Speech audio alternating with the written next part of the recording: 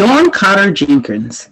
Dawn Cotter-Jenkins graduated from Stony Brook University with a Bachelor's of Arts degree in Linguistics in 1991. She obtained her Master's of Arts degree in Speech and Language Pathology and Audiology from New York University in 1997. In 2013, she was appointed to serve the New York State Office of Professions Education Department Licensing Board of Speech and Language Pathology and Audiology. She was appointed to the Media Strategy Committee of the Council of Academic Programs and Communication Sciences and Disorders in 2017. She is currently a clinical speech supervisor in the master's program at Adelphi University High-Weinberg Speech and Hearing Center in the Department of Communication Sciences and Disorders. She is expanding her specialty skills in the area of telepractice for remote speech and language services provision. In her private practice, World-Class Speech Services, Ms. Cotter-Jenkins specializes as a speech-language trainer in the areas of professional voice use, public speaking, and accent modification. So we're introducing Dawn Cotter-Jenkins. Let's give her. Yay!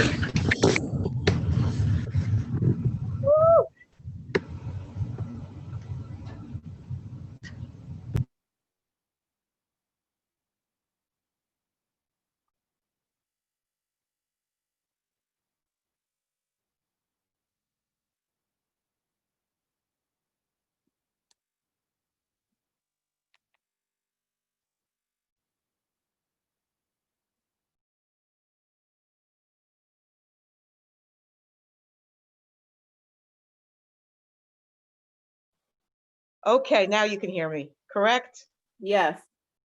Sorry about that. Yes. I did not unmute myself. See, I don't know what I'm doing here. I'm a little nervous, I guess. So now you can now you can hear me and you can see my screen. Is that true? Good, thumbs up. All right, good. For those of you that were reading my lips, you know that I was talking before. But anyway, so welcome everyone to my presentation on technology innovations and telepractice for speech language pathology. I appreciate you guys inviting me. Obviously, I've been, anxiously awaiting this event. However, I just wanted to let everyone know. Of course, I am part of the group, so I am definitely here for you guys. If you ever need additional information beyond this presentation, feel free to email me or connect with me in any way. You can message me, obviously, through Facebook. I am not hard to find. So, hopefully there's several of you that already obviously know about telepractice. And the anticipation is that I am going to actually provide you with additional information beyond that.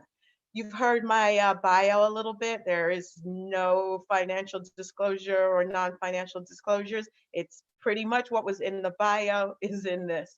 There's no money being exchanged for any of these products, even though I do have a couple of products that I talk about at the end, but those are just as examples. The learner outcomes for this particular presentation are that you would be able to, at the end, analyze widely used outlets to obtain technology for telepractice, measure new technology using a proposed framework, and identify the limitations and strengths of telepractice in the context of various clinical populations and age groups. And I know that a lot of you should probably already know this kind of information and are using technology for telepractice currently. So I'm anticipating that a lot of these things will be familiar to you, and then hopefully I will also introduce a couple more things. Sorry, I just skipped a little bit, but first thing that I want to talk about is making sure that we at least address a version of technology, diversity, equity, and inclusion in technology. And as we do so, I just want you to keep in mind that we know that we are a diverse body of people here in this presentation, but we also know that speech language pathology as a whole is not so diverse.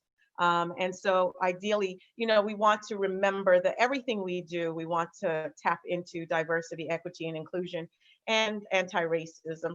So the first thing is just kind of an indicator of, ask yourself, what does ASHA and New York State know about the areas of diversity and equity for opportunities?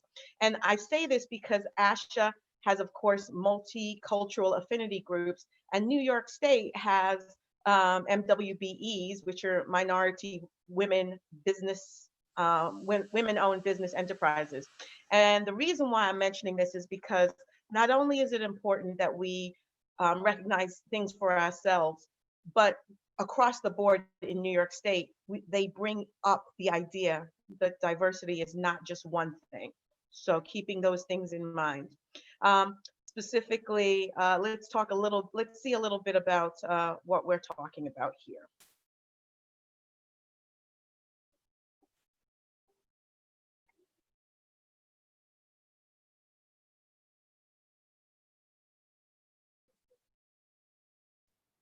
Not sure, but I know I can't hear the. Oh, okay. Sorry about that, because of course I'm didn't share my computer sounds. I tell you, should be prepared for all these things, right? I think the first commitment an individual can do is to first do what I consider an internal CAT scan. It's taking a look at who they are and conducting their own diversity assessment. When we talk about diversity, often individuals define diversity as minority populations only. And in fact, diversity is really about the composition of dimensions that we represent, that we all represent. And so for us, it's important that all individuals, whether you're a minority or not, have a disability or not, that you're able to identify who you are. I think the second step is once you step into your own diversity story, that you're able to communicate that story. I think it's very important if you're a leader within the organization to be able to talk about diversity from your own perspective and through your own lens. I think some other things that individuals can do is attend affinity group events. If your organization has affinity groups, either attend the events, attend meetings, support the events, and it's a beautiful opportunity to develop leadership capabilities. So you can always step into an affinity group in a leadership role. Some other things, I think it's important that individuals build their own cultural awareness. And so in our institution, we offer diversity education. I would say another important component for us at Yale is mentoring. And I think you can serve in either capacity. We're always looking for mentors, but there are many individuals around campus who want to be a mentee and want to be matched into a very formal program which we represent at the university.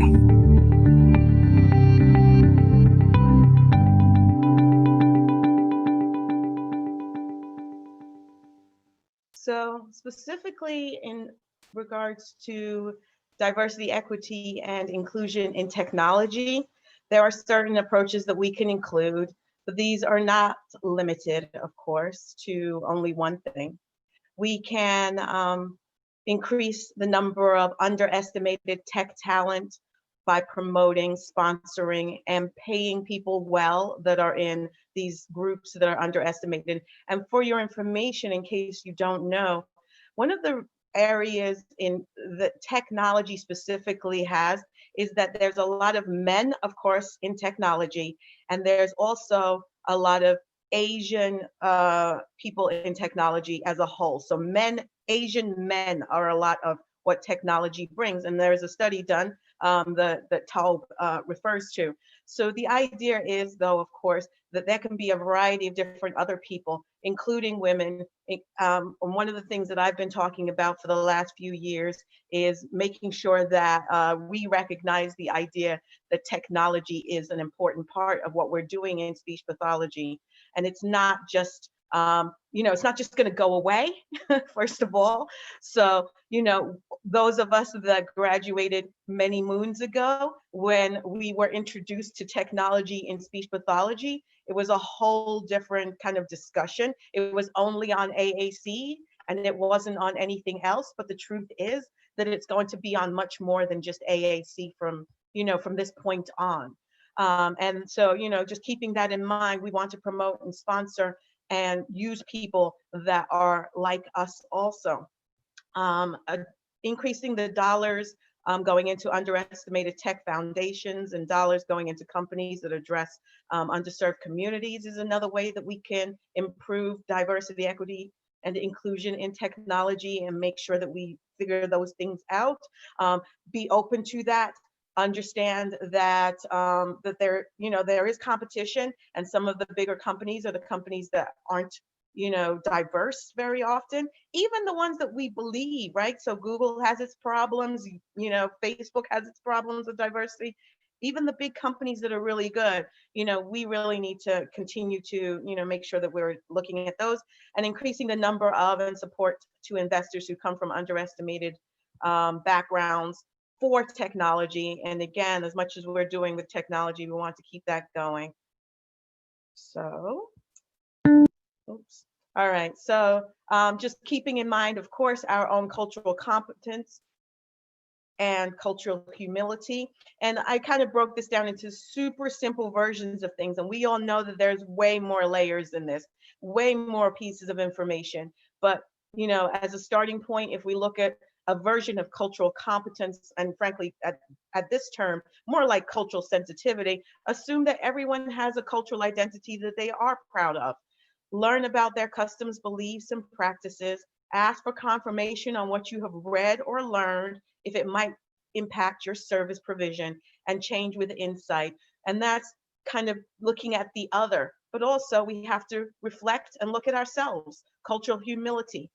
Reflect on our own biases and perspectives by reading current culturally relevant articles. And I put current in caps because we all know that these things, many studies are outdated and stagnant, frankly, and they may be good at a level of history and progression and looking towards, how things have moved. But the truth is what people are doing now, who we are now, how we represent ourselves individually based on whatever cultural background, ethnic background that we identify with, that's who we are. And our customs, traditions, etc., can influence that, but it's not the end of the story. Be anti-racist, perform actions that counterbalance systemic racism.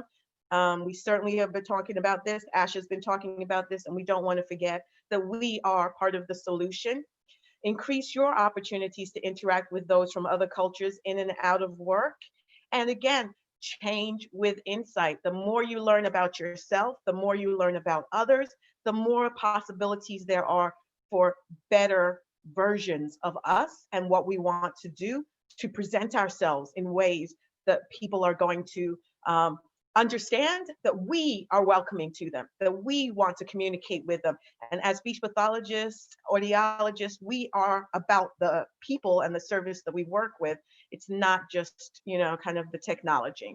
Of course, going into now telepractice technology, legal and security considerations for preparation. Hopefully you guys have thought about some of these things, and I know that we are kind of bombarded a little bit with some information, but obviously in COVID times, things have been changing a little bit. There are some new procedures that are provided for us, so to speak, to follow. The Health and Human Services organization gives us some medical and clinical healthcare related procedures that we need to use for technology. New York State, of course, provides professional and educational guidelines, procedures, and protocols. ASHA is the national organization that most of us, if not all of us, belong to. They provide us professional information for speech and audiology. And by the way, just in passing, just to make sure that everybody understands that these things are almost constantly changing at this time of COVID-19. And I updated this for COVID-19 times in the sense that what might have been a version of procedures 2 years ago, and even of course a year ago, may not be the same procedures now. And frankly, some of them might be dropping out of use as of January of 2021. June of 2021. So ASHA has like some information on, for example, supervision. of CFs and of students. So some of these things are not going to stay around forever. And I'm sure that HHS will actually change back at a certain level for some of the HIPAA regulations. And we'll talk a little bit more about those as you know in the next slides. AAA, of course, is the National Professional Organization for Audiology. And there is a lot of evidence-based practice that's coming out through the National Institutes of Health and the CDC. So basically looking for new information as it comes out for research and trends. And I will say one of the other things that we will, hopefully cover a little bit here is that there is obviously going to be a lot more evidence-based practice coming out within this COVID-19 time that wasn't existing before, just because everybody had to do it at some level. Not that they have to continue to do it, and not that everybody even wanted to do it, but actually that is part of the evidence. Part of the evidence is the problems that came about, the issues that came about, the reasons why people did not choose to continue with telepractice, or that that it didn't work out for certain clients. So there is some information coming out and talking about some of the things about cybersecurity and privacy. There are 2 times that telepractice will be the most vulnerable: on the platform and online connections for interactions and file storage. This was obviously one of the big issues with using Zoom initially. If you did not have a paid Zoom platform and you did not have the proper security levels to maintain, a waiting room and, allow people to have passwords that were identifiable, so to speak, or names that were identifiable. Those are some of the things that we, kind of had to upgrade through BAAs, which are business associates agreements, etc. The High Tech Act is the Health Information Technology and Economics and Clinical, let's see, I hope I'm reading this right. Yeah, Clinical Health Act. HIPAA, of course, you should be familiar with, Health Insurance Portability and Accountability, and FERPA, which is the Family Educational Rights and Privacy Act. Now these, as you can see, I put the dates next to them. The reason why I put the dates next to them is because they kind of address different things. You can imagine that FERPA in 1974 wasn't so worried about EMRs and EHRs and, information that was like, on computers that was computerized. However, they already established that there needs to be a level of privacy and security for information in the educational system. Then it went in time, so to speak, to the health insurance, the HIPAA, I'll just call it HIPAA, Health Insurance Portability and Accountability Act. Point is that became the next level, so to speak, for maintaining privacy, frankly, in documents at the time. And then it transitioned to, of course, computer-related information. So again, as we kind of built our technologies, we moved from paper to computers, and then, and now we are in the internet and in the world on, all different platforms. And so as we go along, we keep reminding ourselves about what to do next, how to make our platforms more secure, how to maintain information in a particular place so that others can't get to it, and not worry so much maybe about when we are online, when we have information in the cloud, and when we are, kind of putting in our passwords, making sure that those are secure also. So again, passwords are important. We should be changing our passwords every so often, whatever that system is for you guys. But the truth is that it's hard to remember passwords. So somebody told me that it would be a good idea to have a password that would have the first, maybe, and last letter of the website in the beginning of a regular password that you always use. And in some ways that makes it a little bit easier to remember. You don't have to create 12 different passwords. You can have one password and then just remember the first and last letters of your website that you're going to. And so a really easy kind of like way to maintain different passwords for different places, because we do get a little tired of recreating passwords. Encryption and settings, obviously those are what's in the online program, God willing, but encryption is what the tech people will do behind the scenes, and the settings are oftentimes things that we can change and we can manipulate so that it becomes better and better to use a particular platform without fear of it being, hacked.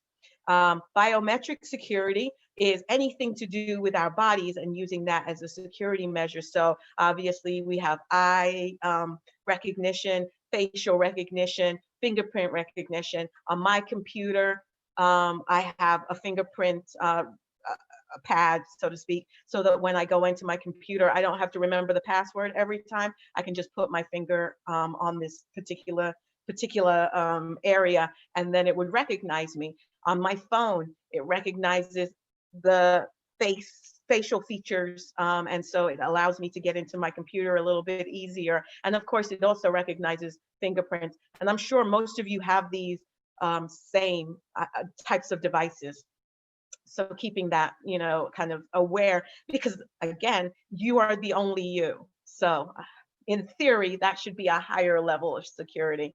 And then, as I said before, individualize these passwords and update on a regular basis. So we need to figure out ways that we can evaluate the technology that we need. So let's figure this out. Oops. Sorry, 1 second. All right, let's try again. Click play here.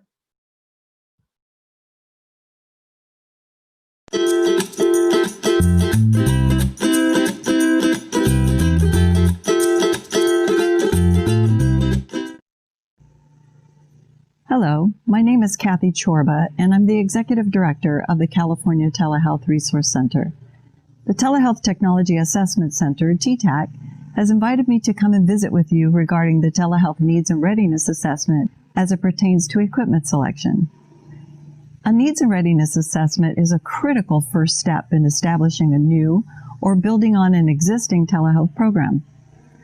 The assessment should cover both operational and technical components, such as, first of all, leadership support and clinical provider buy-in, patient population demographics, which would include payer source and unmet healthcare needs, facility demographics to include technical infrastructure and any existing telehealth equipment you might already have on site, previous or current experience with telehealth to include any current staff knowledge of telehealth operations, and planned use cases for telehealth, which would include both the service to be provided as well as the way in which you would like to deliver those services. Once your use case and technology needs have been identified, it will be time to start the equipment selection process. TTAC publishes comprehensive toolkits, planning, purchasing, and deployment guides for a wide variety of telehealth technologies, and you can find these toolkits on the TTAC website, which is telehealthtechnology.org. We find this one-stop shop, vendor-neutral site to be a wealth of information that is useful to not only operational people like myself, but our technical colleagues as well. The two most common questions we receive are, first of all, we just received a grant and we have money to buy equipment. What should we get? We always start our response with, what is the purpose of the grant and what are the needs of your organization and your patient population? We then walk people through a basic needs assessment, which helps them determine the type of equipment they actually need. The second question we get is, we bought this equipment with our grant dollars, but it's been sitting on our loading dock for about 6 months and nobody knows what to do with it, and we don't know where to start. Can you help? This happens more often than you think, and it's sad when occasionally we find the equipment they purchased is either far more than what they need, or worse yet, it won't accomplish their actual needs at all. Clinics also underestimate the amount of planning and effort it takes to start and maintain a telehealth program, thinking once they purchase the equipment, everything else like workflow and operations will easily fall into place. We work with each clinic to make sure they have equipment and technical infrastructure that will support their need. Then we begin the hard work of helping with the training and operational elements that need to be in place for program success and sustainability. Questions and answers with the TRCs. Telehealth equipment is so expensive. Do people really have to buy a $50K cart? Not necessarily. Depending on the needs of a clinic, a simple laptop or tablet with a high-definition webcam and microphone will suffice. You want to avoid the common mistake of buying equipment that is too sophisticated for your need. On the other hand, we've seen a lot of sites that purchase very basic equipment that they've quickly grown out of. This is why it pays to take the time to assess your needs, both for the short term as well as for the future. What software should sites consider? And is it HIPAA compliant? Software selection depends on the use case, whether it's live video, store and forward, or e-consult. It also depends on the preference of those that are providing the specialty service. As for HIPAA compliance, HIPAA includes so much more than software encryption, such as a business associate agreement, administrative and physical safeguards, and access controls. The National Consortium of Telehealth Resource Centers, the NCTRC, has published a HIPAA infographic that is very useful, and the TTAC website has an assortment of videos and documents that discuss HIPAA and technology standards.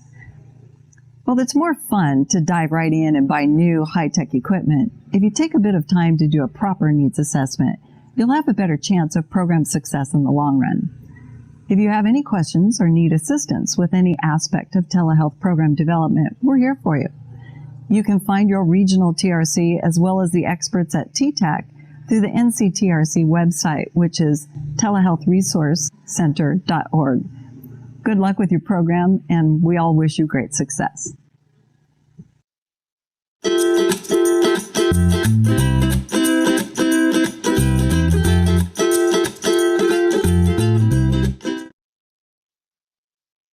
So I have found that this resource and this website is very, very helpful. If you have not discovered it so far, then please feel free to look at it. We are basically following the model of telemedicine that was more integrated earlier, frankly, than we have been able to do. But at this point, there's telemedicine, telehealth, mental health, frankly, physical therapy, occupational therapy, teleaudiology. All of us are really trying to do all these kinds of different things in our programs. And as we go along, we all want to learn from each other.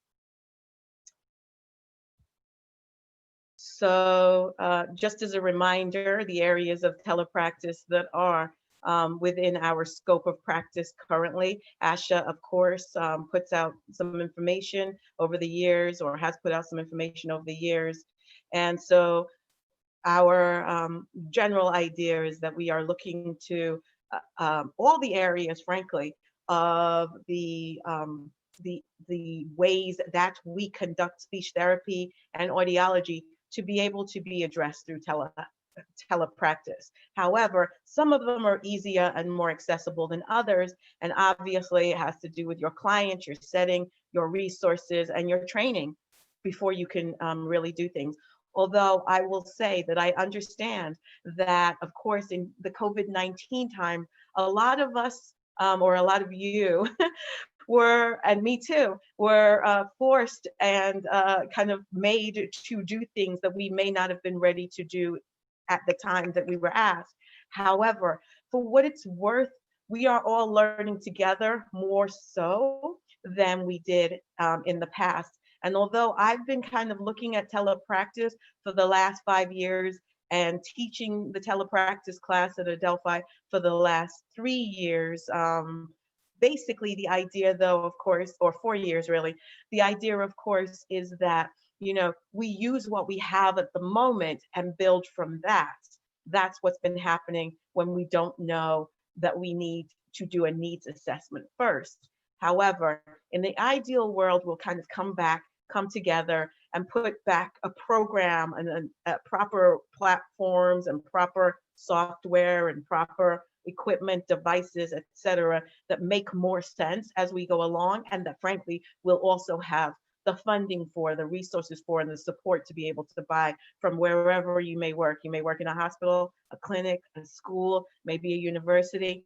It doesn't really matter. We all need additional probably support for what we're doing at this point. And all of us are in the process of kind of growing and learning and building from what we have. So we definitely have been focused on resources or evidence-based practice in the past for aphasia, articulation disorders, autism, dysarthria, dysphagia or dysphagia, fluency disorder, language and cognitive disorders, neurodevelopmental disabilities, and voice disorders. And there are several items that have been part of evidence-based practice in those areas. With hearing and audiology, there is evidence for oral rehabilitation, cochlear implant fitting, hearing aid fitting, infant and pediatric hearing screenings, pure tone audiometry, speech and noise testing, and video otoscopy. And what I've been reading a lot lately for COVID-19 times is that they're doing a lot of infant hearing screenings through telepractice, because quite obviously people don't want an audiologist coming in and, you know, kind of doing things that way, the normal way, so to speak. So these are some changes that are coming along. So the needs assessment can be done in a few different ways, of course. These are just some ideas. These are 2 ideas that have been presented to do a needs assessment. One of them, Panopto, has an educational technology needs assessment process. They have 5 steps. Survey stakeholders, prioritize needs and identify themes, document functional needs, identify desired technology features, and cite technical requirements. Similarly, the 5 steps to a successful technology needs assessment by Walker in 2018 indicated that you need to survey management and staff regarding frustrations that they have with existing technology. So again, both sides are surveying people first.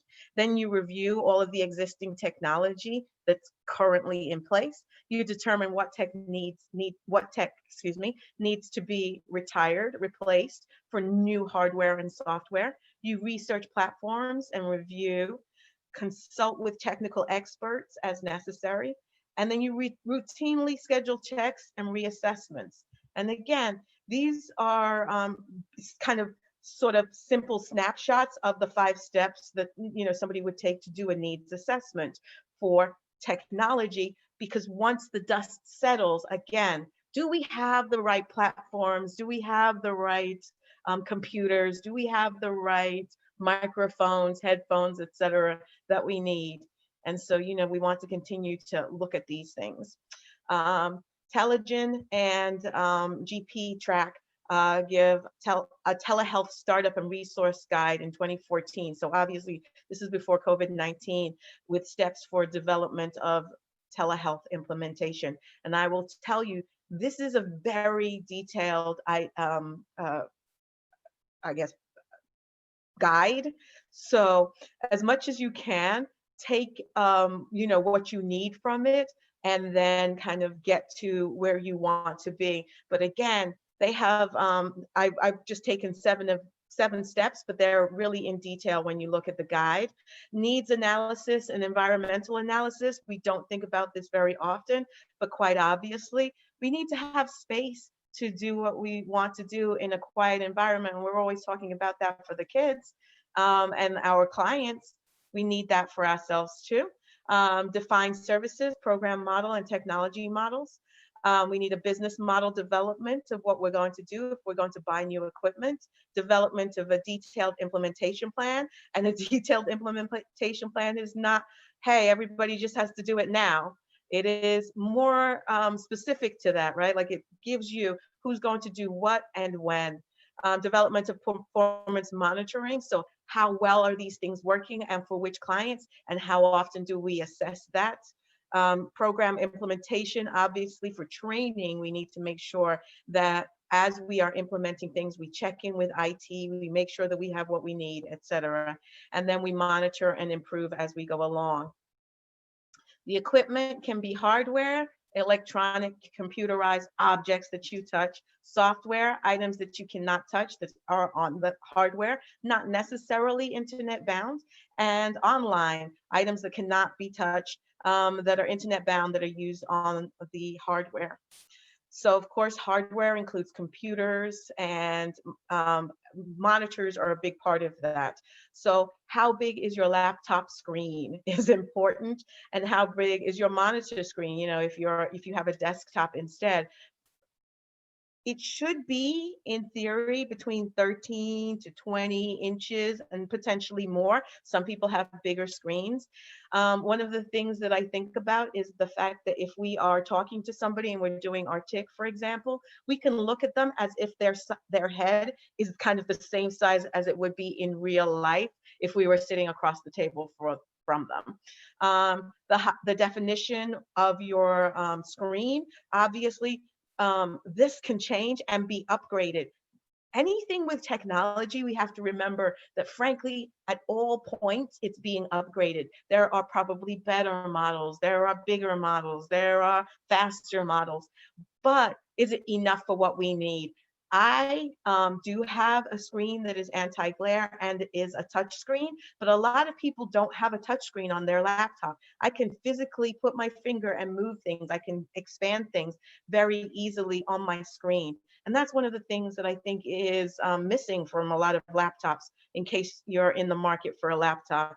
And your operating system, depending on the type of laptop or desktop or, you know, whatever tablet that you might have, it comes with a particular type of operating system, but knowing about it and figuring out what are the good features of each of them, you know, is important, and then making sure that it's updated regularly.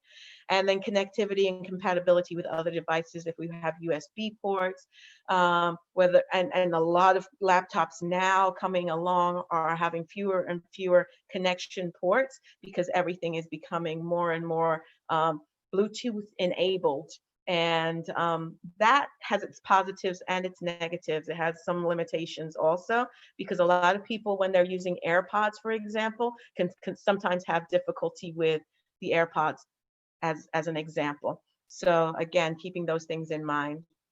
But consider having multiple monitors, even 3 or 4. Some people need a variety of monitors. If you have other monitors, you can potentially check emails. So if you have appointments and emails need to come in while you're kind of meeting with different people and people need to confirm things, you can be checking that, you know, on the side really quickly.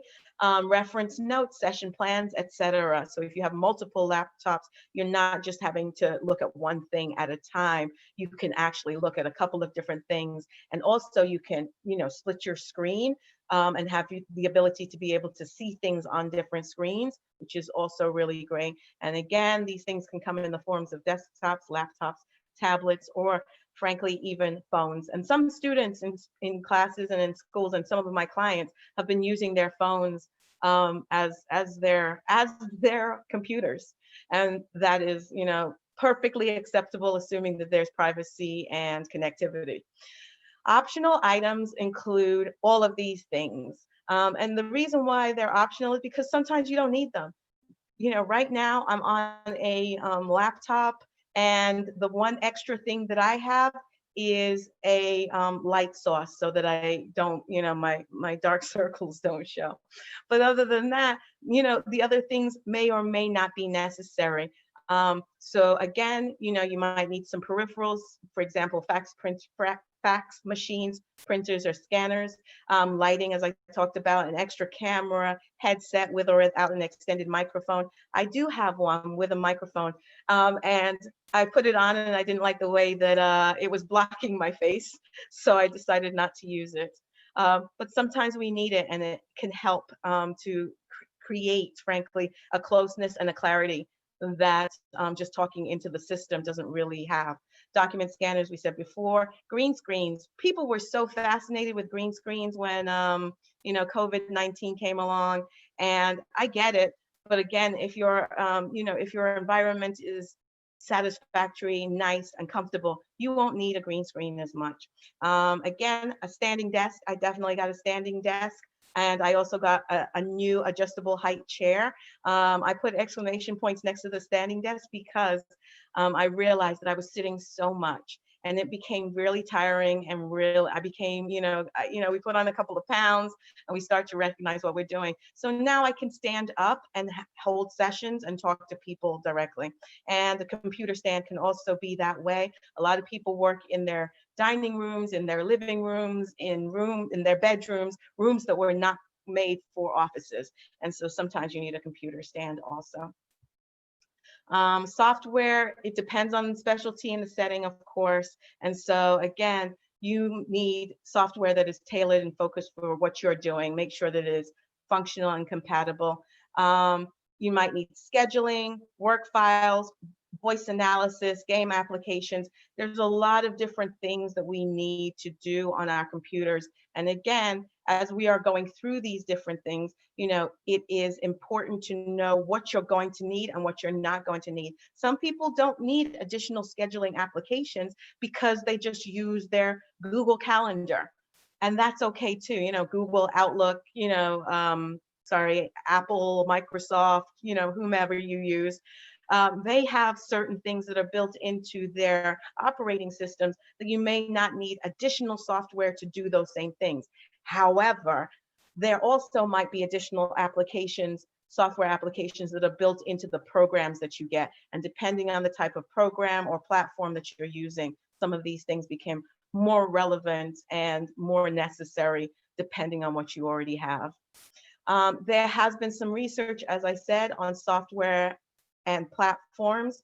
And so again, I have a reference guide in the back. There are lots of articles that have been put out there, so to speak, to discuss what software might be useful for what types of clients. And again, as much as we look through these different research articles, etc., we're looking for things that make sense with the programs that we are familiar with and how we can work.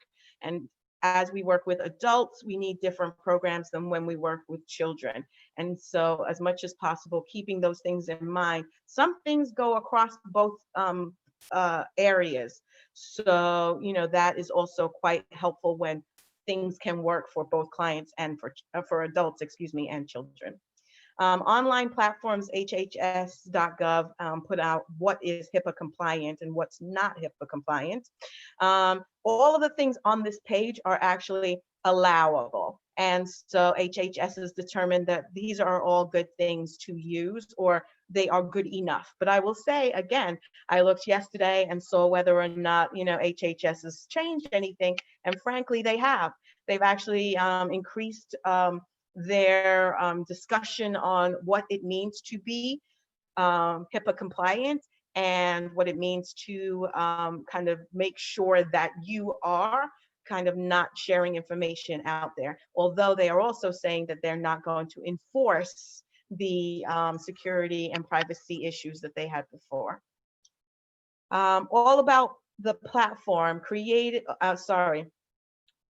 everything SLP has created information all about platforms. And so depending on the type of platform that you want to use, it's really great information. So go to everythingslp.com and check these things out. But as you see on the screen, they talk about Blink, TheraPlatform, Simple Practice, TheraV, Google Suite, GoToMeeting, WebEx, Microsoft Teams, DoxyMe, and Zoom. And the ones at the bottom are the ones that are not made for speech pathologists specifically, and the ones at the top are the ones that are made for speech pathologists, and our work that we do.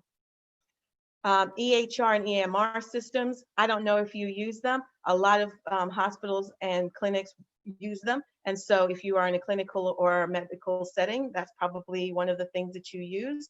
Obviously, there are some pros and there are some cons to using EHR, EMR systems and computerized systems in these settings. We can make faster diagnoses. We can get some decision support.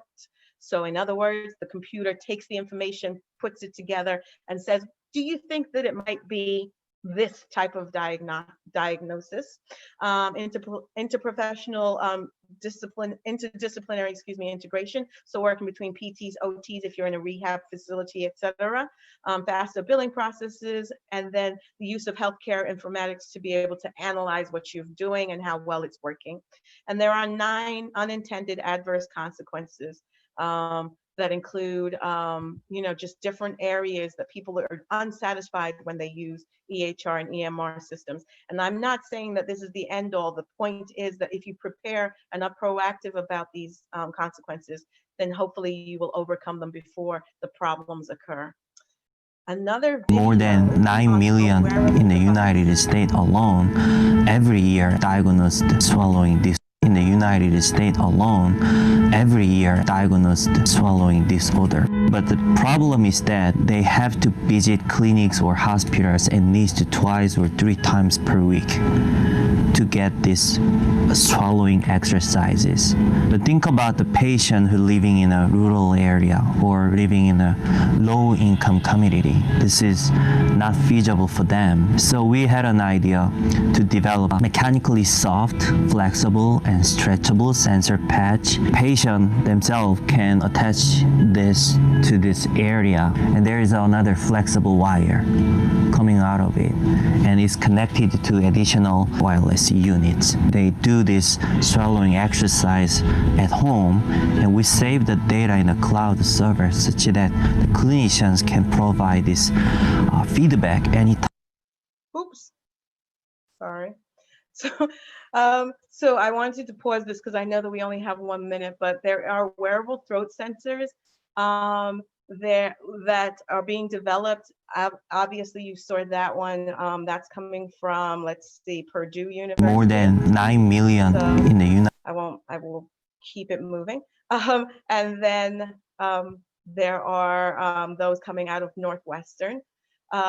Google Glass is something that was developed several years ago, 2013, and it was very expensive, but it was an option for some people that worked with autism and social skills to be able to kind of view what the person is viewing, namely the client is viewing. And so that was an option. VR and AR headsets with Merge Cube. So I do have a headset and a Merge Cube, and I find this to be fun. This is a virtual kind of like code, and you can basically see different things. Like if you buy a app, you can see the brain, and you can play games on the Merge Cube. So students can use it at home. Telehealth, this is number 4. That has something to look in your ear. It has something to look in your mouth. It is a way for you to do telehealth services through this device. And then there are smart glasses, and smart glasses have these controls on the side of them to turn up the volume. So you can actually hear through these. You can get prescription lenses. I have sunglass lenses, but you can get prescription lenses in some of the smart glasses if you care to check it out. So there's lots of possibilities on the horizon, and hopefully you'll be able to, check them out for yourselves. So again, have no fear of perfection. You'll never reach it. And I only say this because technology is constantly moving forward. Again, if you ever want to contact me, this is my email address, but you can find me right on Facebook, right in the same group that we're all in for sisters. Thank you for listening to me. There are several references, and I will absolutely make this available to you. If you want to email me, you can definitely get a copy of the slides. Thank you so much Thank for you. presenting. That was wonderful. You're very welcome. Thank you. Thank you for listening. Yes, thank you so much, Dawn. We do have Daria, who's going to ask people in the audience any questions or comments. Yes, are there any So comments? there are some questions here. Let me scroll up a little bit. Do feel free to type your questions in the chat box if you don't want to unmute. But if you want to, someone was making a comment. Lenovo has many touchscreen computers. Would love to know what headphones work best. You have Yes, any- I have a Lenovo also, so I have a Yoga, and that's a great recommendation. I do like them, and they are, very good, and I really enjoy the touchscreen, but there are others, I am sure. What headphones work best? I wish that there was one way that I could say for sure, I, know that these headphones are always good. I like headphones. I do like these headphones. These headphones, though, of course, are going to be outdated soon because they have a USB. So as much as, they have a USB connection. So with modern technology, it moves so fast. There is a complete list in CNET and of like the best headphones and the best microphones that you can use. So if you don't want to have, particular headphones, but you want to have like clearer sound, that your listener can hear, then you can get a microphone that's set up. And we also have microphones, at the university setting that we use. So the headphones vary in different types. I like my Klipsch headphones, Klipsch, I think. And a lot of people like Bose headphones. There are a lot of different good headphones, and some headphones are made specifically for obviously this online version of speaking to clients and, using those. A lot of people just use those earbuds though, and those can be, both positive and negative. They are a lot less distracting, obviously. So that's a good thing. Okay, Dawn, there's another. How do you split your screen? How do you split your screen? So you split it's a really good question. Everybody can split their screen. Okay, so I'll tell you, I hope the easy way to do it. When you see that there are, you have your screen kind of set up to be shared, and or not even to be shared yet, but you have different items that you want to have in your tabs, but you have the tabs across, or in Mac worlds, you have the tabs maybe at the bottom. So instead of having the tabs together next to each other, you actually slide the tab down a little bit, and it allows it to separate. As you do that, in the corner next to right now, probably in your computers as you're looking at them right now, if you're not on your phone, the corner next to the X when you want to close a screen, there is a box and a line. And so those, oftentimes Macs also have slightly different, I'm on a PC, obviously. That little box allows you to shorten your screen size, and then you can separate the tabs next to each other so that you can see the screens next to each other. So in other words, you can look at 2 or 3, up to, as many as you need, different sizes of screens. And by the way, I know that on YouTube, there is a tutorial for doing exactly that. So if you, write to me, I can definitely forward the tutorial to you. But again, looking it up, it's kind of a way to be able to see more than one thing on your device. But everybody has the ability to just do it by doing those 2 separate things. Okay, I would love to get more information about green screens. Well, green screens are in some ways, I think, going to be outdated pretty soon, only because, so green screens obviously are the way that most people put in a different background than they have in their kind of normal world. And so most of us, I see when you have your cameras on, most of us are like, we're doing what we're doing as is. The green screen version of things, though, is going to be outdated the more kind of like definition that your system has. So we probably won't need green screens for very long. But the idea of the green screen, of course, is that it partitions, frankly, what you have behind you. Let me be clear, though. You have the ability to be able to kind of use any background. Like I can use, obviously, kind of like any plain black background, not black background, any plain background to be able to put on a different screen over it. It does it better with plain, and it does it better when you have a higher definition computer monitor. Those are the 2 things. And I suspect that green screens are like the physical buying of a green screen is going to be outdated. The online version of green screens is going to become more and more popular and become better at doing what it's supposed to do, which is kind of protecting the privacy from the, you know, from what's happening behind you. Okay. There weren't any other questions in the chat, but does anyone have any other questions?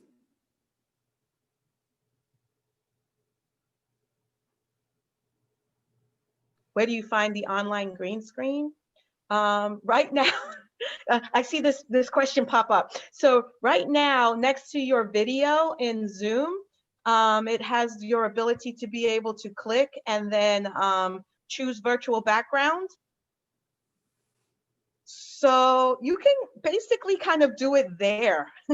I don't know. I mean, there's so much more to Zoom than what we normally do. And honestly, that's one of the things that I talk about with my students all the time, is that Zoom is not just like, you know, just webcam to webcam. It is definitely different things in the background. I'm sure, you know, just really quickly, everybody knows how to do the reactions, right? So you click on the reactions. So everybody do thumbs up or wave to me. There you go. Yes. All right. And Irma, I see that you have learned how to not have it yellow and make it into your color that you want to do. So for those of you that you can change the color of your thumb, so to speak, or your wave, and be able to change that in your, let's see, it is next to the, when you click on participants at the bottom, somewhere in the settings. I'm sorry, I'm losing it right now. And I also realized that time is running out, so I'm feeling like I don't want to waste your time. But there's a way to change the color of your thumb to make it your own color. Mm-hmm. We're learning, Dawn, so it's great. You can keep on talking. Good, Juliet, you did it. Outdated. I can't do a dang thing on this. I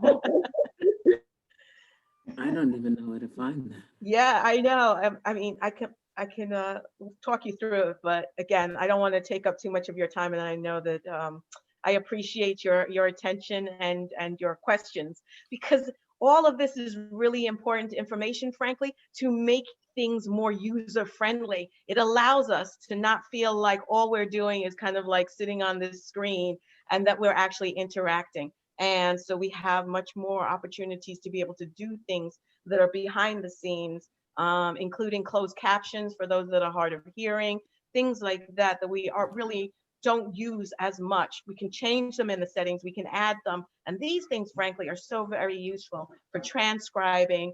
I have clients that I work with for accent modification. It's really nice to do voice to text on the screen so that they know what they're doing. Even when we're doing things that are, you know, fun and funny, like tongue twisters, you can see how well the client is saying those words with the visual cue.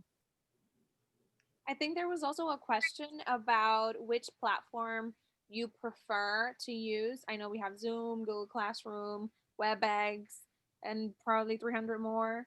So which one do you favor? Well, we at Adelphi were using the Thera platform, and Thera platform was good for using the apps that are built into the platform. And so some of those that I said that are specially made for speech pathologists are those that give us additional functionality that would not be available, so to speak, in Zoom. To me, Zoom is a blank, you know, tab platform most of the time for most people, and they can't really use a lot of other things. However, Thera platform has Virtual Speech Center, which is part, you know, the other kind of wing of their company. And therefore, you actually have built into the platform the use of the apps. These apps are good for children. They have a lot of apps that are good for aphasia and kind of actually vocabulary building even outside of aphasia for clients across the board. So, you know, using games that are built in is really quite helpful. And also, I will say Thera platform, the other thing is that Thera platform also has the ability to save stuff. So it has built-in files and it has built-in scheduling. So again, when we kind of like pop onto Zoom, nothing. We don't have anything that's on Zoom. We only have things that are on our own computers and laptops. And suppose, just for the sake of argument, that you actually did want to work and you did not have your laptop with you. How would you be able to do so? If you can get into Telepractice, you actually have things that are physically already there for you. And therefore, you don't even have to bring in additional pieces of PowerPoints or slides or games or analyses devices, etc., because it's built in. And you can actually leave things there too. Videos you can leave there, you can leave files there. It's almost as if it's like a file cabinet for your documents and your information. And it also sends reminders to your clients for you out of the platform. So is their platform free? Their platform, they have a 30-day free trial. So I definitely say, if you want to try it out, feel free to do so. I'm only talking about their platform because that's the one that I definitely use the most. But there are definitely, as it showed, others that are built for us. Some of them are proprietary, as we know, Vocal Vision, Presence Learning, they have proprietary platforms. So there is a 30-day free trial for a Thera platform, and then they do have levels of payment after that.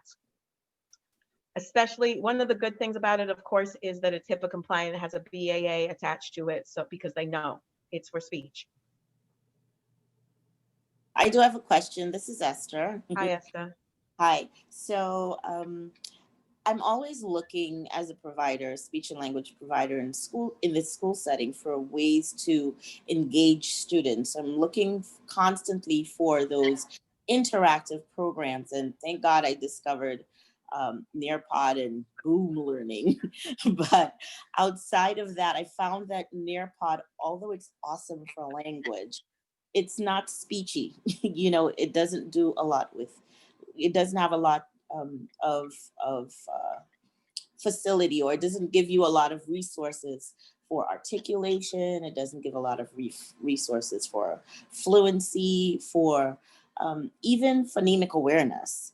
It's just very basic. I was wondering if you had access to, or you can share any resources that were interactive, especially for those lower elementary school students, even the upper elementary school students. Anything to help with that engagement, because I feel like if they're able to literally move things, just as though you're doing person-to-person, face-to-face therapy, it makes it a lot more engaging. Nearpod has been one of my saviors, but I feel it's very limiting. Any help with that? So as with all technology, I'm not gonna lie, apps are coming out on a constant basis for those kinds of things. A lot of my students love, meaning my university students love to use those Boom cards. So I'm sure lots of you are aware of Boom cards. Boom cards are super easy to use, I want to say, and so they're such an easy reach. And they use that with Google Slides oftentimes. So they'll put things in and then align things. I will say Google Slides is really one easy way to kind of organize your sessions. But yes, I agree with you. One of the things that I try to have in all sessions is a way for the client to take their hands and do something, right? So using the mouse pad or moving things on the screen, so I understand that level of interaction that you need. So definitely Boom cards. I like alligator apps, alligator apps are really great. I like you're talking about kids, so I'm kind of just thinking about some of the kids apps that I use, and I really like I want to say See, Say, Learn, See, Learn, Say. And it's really great because it has lots of different pictures, different levels of performance. But because there's such a wide range, frankly, of what we do with clients, there's artic, there's language, there's literacy. As you were saying, with school-age children, we have so many different, fluency you mentioned, so many different things to do. I will say another thing, weirdly enough, voice to text. is really, really helpful. And we use, I will, kids love this. So this is super simple, but kids love it, using Google voice search. And I know, like when you split your screen, you use Google's voice search, and then for our tick, if they have a problem between the R and the W, the R production, so to speak, and they say one instead of run, and it shows a picture, use Google Images, it shows a picture of one instead of run, so that we kind of like are taking them out of that. And of course, that's for free, right? Like that's right there on our computers, on everybody's computer, basically. But using that voice to text to search an image, and kids are like so happy that they got the right word, like they see somebody run and that pops up as the image. It's really just fun. And again, that's just kind of like the vocal and interactive version of things. And then they can pick their favorite picture out of there, things like that. And I try to think of things that are both free and things that we pay for, because of course, speech tutor and speech trainer, have you guys heard of this? Speech tutor, speech trainer? No, not really. Okay, those are also great. 2 different apps for articulation, and they have views of the mouth. You remember University of Iowa phonetics class, and they would have the mouth movement. That's what speech tutor and speech trainer is, but they also have games built in, flashcards built in, etc. So I love that for our tick, and I've been using that for years, and they have it, accessible online also. Great, thank you. I love the idea about the using the text to speech. I never thought of that. That's cool. I love that. Great Really way for them to monitor their own productions. I love it. Yeah, good. Good luck, Esther. Thank you. I'd love to share one of my own that I use so much. It's called WordWall. So if you search on Google, it would be wordwall.net. Oh my goodness, it's like one of my salvations. You can do so much with it. I mean, you can incorporate AAC, you can incorporate like just about anything into WordWall, and I really suggest everyone just going for it too. It's pretty good. I agree. Yes. And by the way, one of the other things that the clients like and students like, etc., you can basically pull up, even on Zoom, a PDF, right? And you'll be able to kind of write in it, annotate, etc., behind the scenes. But also, if you pull up a game board, so we have like chutes and ladders for the sake of argument, and then you use the stars or the circles to be able to use that. If you just pull it up as a game board, that creates the idea that we would normally do something like that in person, right? So using that right there on the screen and being able to move around, as you're saying the words or whichever task that you're using, those are really great too. It's super easy and very familiar. So again, that idea that Candyland is used, etc., those are really great. And by the way, the other one that students really like, my students at Adelphi really like to use, is like Make Your Own Jeopardy. So there's a Make Your Own Jeopardy game that you can pull up, and it really taps into a lot of fluency, artic. They use it for so many different things. So I think that that's really great too. I'm going to send the Jeopardy link in the chat box. And there's also someone told me, actually a mental health therapist was telling me that her speech therapist for her son uses this, abcia.com, I believe. Yes. That is really good. It has I went on it. It has free activities. You can make you can make a Christmas tree, you can make a little gingerbread house, and you can snowman. Drag a snowman. Yes. Yeah, it's really, really cute. Yes. So, yeah. It is really, really cute. I love it. Yes. And the only thing that I've cautioned my students about are the advertisements, so to speak, that are on some of these free things. That's one of the bigger differences between free and paid, right? Is that they get to advertise a variety of different things all around them sometimes. And, we want to be able to get to what we're doing more directly and be more professional, especially in certain circumstances. We absolutely do not want, clients to be distracted by those things. So, Right. You may just be keeping able that in to mind. use an ad blocker. I know some plugins, you can use an ad blocker and it'll totally, every website, it'll just knock it out. But look into that. Yep, agreed. Thanks, Leona. There's also Edpuzzle. I don't know if you guys have heard of it, but Edpuzzle is another thing I use and I love, which is pretty much like a website that you can get any YouTube video and include it, like just like create breaks in the YouTube video, like for a question, for a pause, for like inferencing, for vocabulary, for whatever you want in that video. Like you just like stop it at a certain point, you type something and it would stop and say it for you, or you would read it for them, or have the kid read it, whatever you want. So that's another resource, Edpuzzle. I'll put it in the chat as well.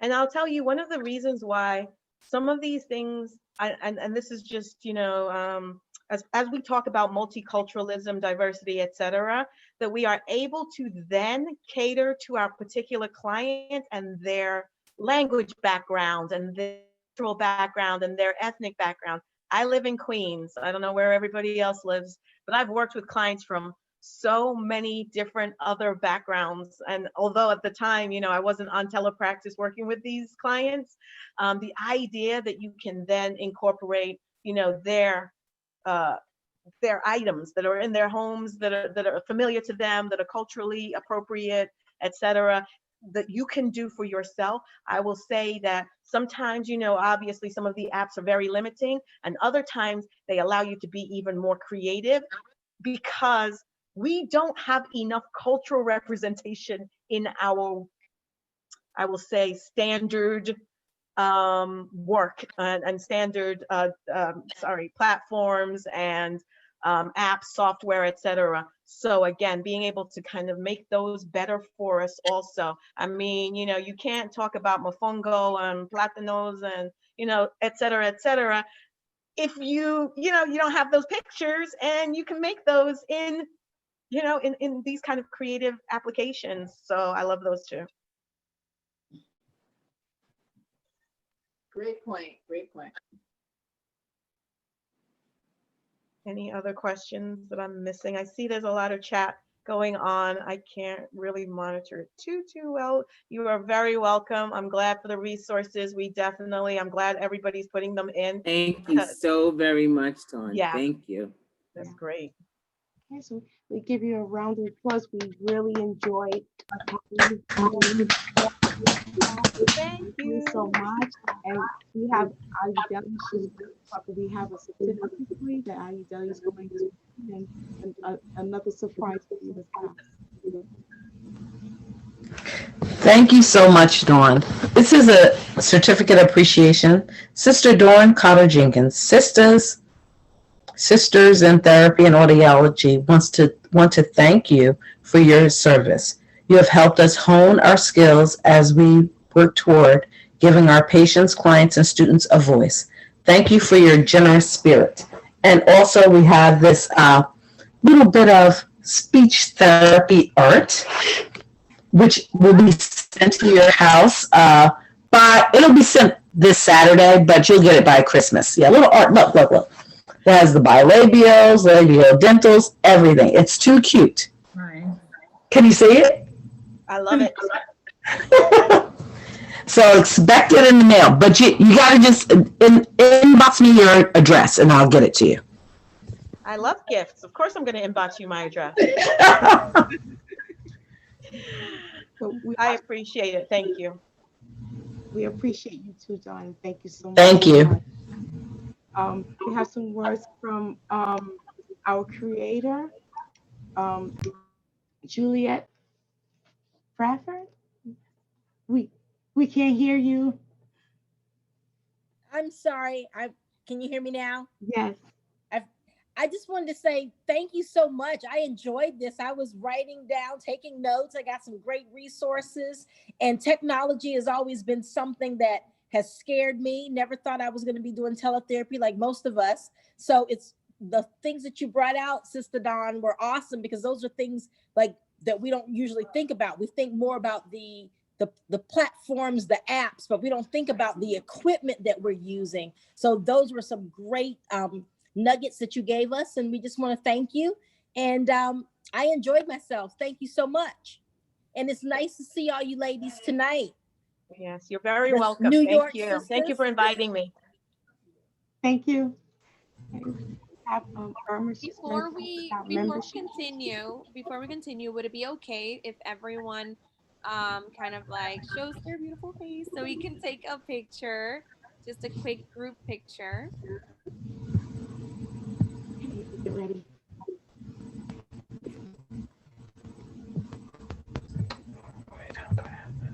It's okay if you don't want to, it's completely fine. But if you would like to, okay,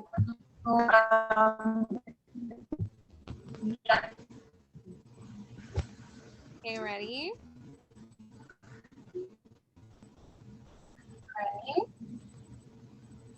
Okay, 1, 2, 3, cheese.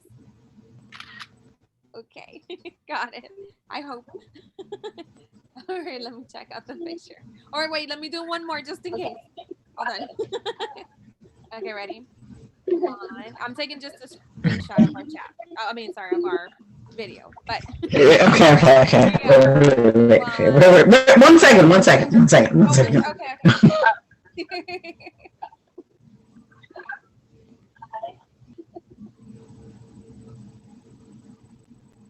I'm not sure who said 1 second.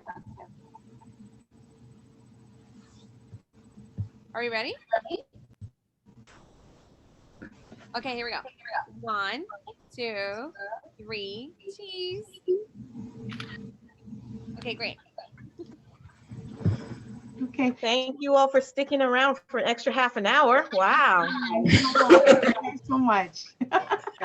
Take Really care. quickly, Good night. To, Great seeing a couple of my students too. Bye, It was Michelle. Bye, Rebecca.